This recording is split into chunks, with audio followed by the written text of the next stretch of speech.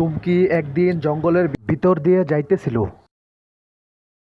অতঃপর সেখানে সে একটি পুরাতন ঘর দেখতে পেল এবং সে ঘরের নিকট গেল এবং ঘরের উপরে উঠে গেল এবং সেখানে উঠে খেলা করতেছিল।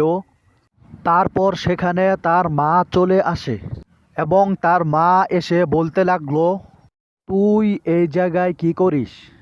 অতঃপর চুমকি বলল, আমি এখানে খেলা করতেছি। চুমকির মা বলল, তোকে না আমি এই জায়গায় আসতে মানা করেছি? তারপর চুমকি নিচে নেমে গেল এবং তার মায়ের সাথে চলে গেল এবং তার মা তাকে অনেক কথাবার্তা বলল এবং চুমকিকে এই জায়গায় আসতে মানা করলো। অতঃপর চুমকির মা মানা করা সত্ত্বে চুমকি এই জায়গায় আসলো এবং উপরে উঠে সেখানে বসেছিল।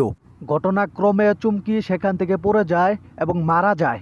এর দ্বারা বোঝা গেল যে আমাদের মা বাবা যা নিষেধ করে